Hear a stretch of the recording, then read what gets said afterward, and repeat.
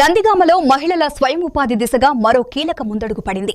MP Kesineni Sivanath ఆధ్వర్యంలో Kesineni foundation మరియు జాతీయ గ్రామీణాభివృద్ధి సంస్థ ఎన్ఐఆర్డీ సంయుక్తంగా నిర్వహిస్తున్న నైపుణ్యాభివృద్ధి శిక్షణ కార్యక్రమానికి సంబంధించిన 4వ బ్యాచ్ హైదరాబాద్ కు బయలుదేరింది. ఎన్టీఆర్ జిల్లా పరిధిలోని 35 మంది ఎన్ఎస్జీ మహిళలు బ్రిక్స్ తయారీపై 3 రోజుల శిక్షణ పొందేందుకు హైదరాబాద్ రాజేంద్రనగర్లోని ఎన్ఐఆర్డీ ప్రధాన కార్యాలయానికి వెళ్లే బస్సును నందిగామ పట్టణం కాకానీనగర్లో ఆంధ్రప్రదేశ్ ప్రభుత్వ విప్ నందిగామ ఎమ్మెల్యే తంగిరాల సౌమ్య జెండా ఊపి ప్రారంభించారు. ఈ సందర్భంగా ఎమ్మెల్యే తంగిరాల సౌమ్య మాట్లాడుతూ మహిళలు ఆర్థికంగా స్వావలంబన సాధించాలంటే ఇటువంటి నైపుణ్యాభివృద్ధి శిక్షణలు ఎంతో అవసరమన్నారు.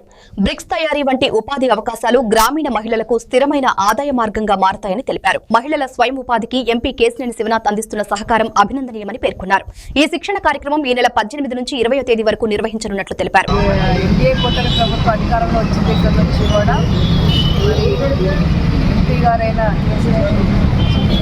స్వయంగా దీన్ని దృష్టి పెట్టి మహిళా ఉపాధి కోసం మహిళలు తమ కాళ్ళ మీద తాము నిలబడి కుటుంబ పోషణకు ఎంతో కొంత ఆర్థికంగా సంపాదించేందుకు ఇటువంటి మంచి స్కీమ్స్ తీసుకోవడం చాలా సంతోషంగా ఉంది.